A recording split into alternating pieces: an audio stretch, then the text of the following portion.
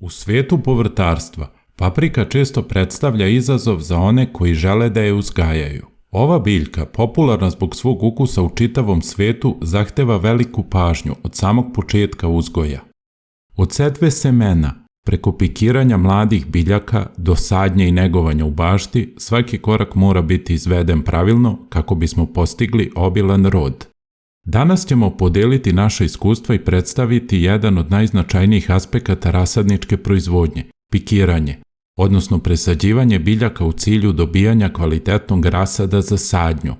Ako vam se video dopadne, zapratite naš YouTube kanal Mala škola povrtarstva za dalje savete i iskustva.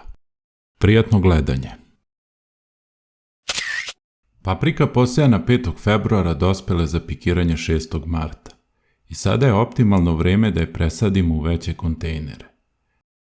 Sejana je u plastične kontejnere od 105 rupa i sada ćemo je presaditi u kontejnere od 50 rupa. Biljke su u dobroj kondiciji sa dobro razvijenim korenovim sistemom, a vremenski uslovi povoljni su za presađivanje.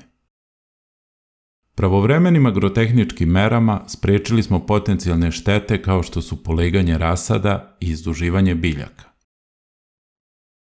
Presađivanje, odnosno pikiranje iz manjih u veće kontejnere izvodi se kako bi se podstakao dalji razvoj korenovog sistema, kao i zbog uštede energenata u vreme nicanja i ranog porasta paprike nakon setve. Za setvu smo koristili sitni supstrat granulacije od 0 do 6 mm, a sada ćemo presaditi biljke u nešto krupniji supstrat granulacije od 0 do 10 mm.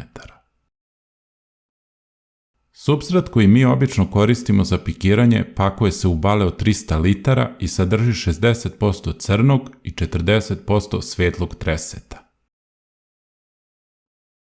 Jedan od problema za ljude koji proizvode povrće u hobi varijanti za sopstvene potrebe je nemogućnost pronalaska manjih pakovanja od 70 litara. U tom slučaju možete ga ostaviti za sljedeću sezonu ili podeliti sa prijateljima. Budući da se supstrat zbog samog načina pakovanja i transporta stvrdne, potrebno je rastresti ga i usitniti. To je najlakše učiniti pomoću obične plastične gajbe sa sitnim otvorima koje će vam poslužiti kao sito. Prednosti supstrata su olakšan rad, bolja propustljivost prilikom zalivanja, odsustvo korova, kao i usklađen odnos hraniva prema uzrastu biljke. Pored toga, supstrat je dezinfikovan, pa nije obavezna dezinfekcija nakon setve. Nekada se za tu svrhu koristila mešavina stajnjaka i plodne šumske zemlje, međutim danas je to ređa pojava u modernom povrtarstvu i vrtlarstvu. Razlozi za to su višestruki, a kao najznačajnije treba izdvojiti semena korova u stajnjaku i šumskoj zemlji, kao i brojne patogene u tim zemljištima, koji su znali da izazovu 100% štetu u rasadnicima. Sejanje biljaka u sandučiće zamenilo je sejanje u kontejnere. Prednosti ovakve setve su višestruki, pa se postiže ravnomeran sklop biljaka po jedinici površine, tako da svaka biljka dobija podjednaku količinu hrane i svetlosti. Nakon usitnjavanja, potrebno je dodati vodu u već prosejani supstrat, izmešati kako bi se postigla mrvičasta struktura. Vlažan supstrat će nam omogućiti lakši rad kao i bolju snabdevenost biljaka vlagom neposredno nakon pikiranja. Nakon što smo pripremili supstrat, možemo početi sa punjenjem kontejnera tako što ćemo supstrat i kontejnere postaviti na ravnu površinu. Supstrat ćemo nabaciti na kontejner i laganim pokretom ruke poravnati, vodeći računa da previše ne zbijamo supstrat. Ovo je bitno kako bi smeša zadržala propustljivost.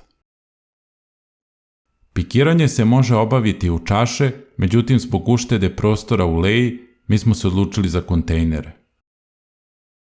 Rasad koji se pikira mora biti optimalne starosti, sa 2 razvijena prava lista. Na početku samog pikiranja vadimo biljke iz kontejnera koje smo prethodno dobro zalili, najbolje prethodnog dana. Vađenje se može izvesti i izbijačima za kontejnere, koje mi nažalost nemamo, pa smo vađenje izveli ručno. Pikiramo tako što prstom izbušimo rupu u koju polažemo biljku. Nakon toga biljku utisnemo u supstrat i dodamo malo supstrata kako bismo poravnali rupu kontejnera. Treba skrenuti pažnju na nekoliko čestih grešaka koje ljudi prave prilikom pikiranja. Prva greška. Previše zemlje u kontejnerima. Ako supstrat i nakon navodnjavanja ostaje na površini kontejnera, napravili smo grešku. Naime, prilikom navodnjavanja voda će kliziti van tog supstrata i trebaće nam veća količina vode za navodnjavanje, kako bi uspeli zaliti biljke u takvom kontejneru. Ako su u istom kontejneru neke biljke sa manje supstrata, one će konstantno dobijati više vode i biti natopljene. To je veliki problem jer kod ovako natopljenih biljaka dolazi do pojave bolesti. U prvom redu je poleganje rasada koje se u toplim i vlažnim uslovima koje vladaju u plasteniku brzo širi na ostale biljke. Dakle, uvek treba paziti da je supstrat do vrha kontejnera, ali nikako preko rupe kontejnera u koju stavljamo biljku. Druga greška bi mogla da bude prejako stisnut supstrat oko mladih sadnica.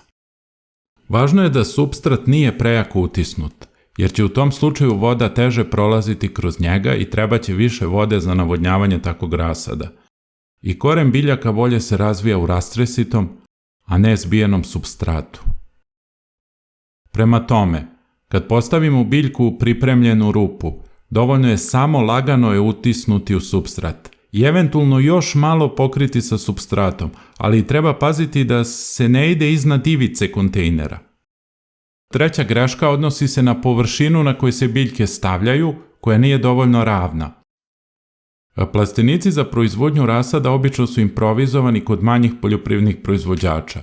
Služe za tu namenu samo u ovo vreme, a pre i posle toga služe za neku drugu proizvodnju ili za neke druge namene. Jako je bitno da se velika pažnja posveti pripremi poda ako će biljke biti na podu. Važno je da je pod na koji postavljamo kontejnere što ravniji, da je propustan i da voda nigde ne zaostaje.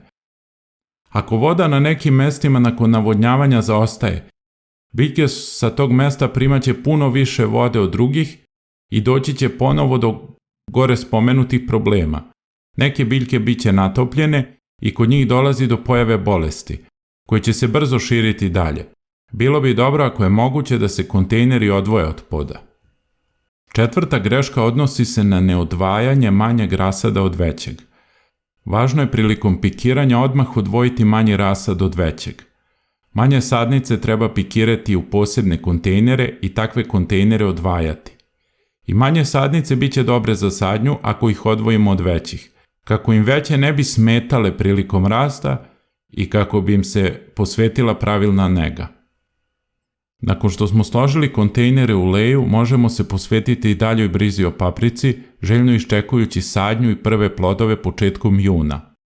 Naša paprika neće biti tretirana konvencionalnim pesticidima, već će biti primenjena integralna biološka zaštita, odnosno bube predatori koji će kontrolisati brojnost insekata kao što su lisne vaši, trips, smrdibube, grinje itd. Hvala puno na pažnji, do sljedećeg viđenja.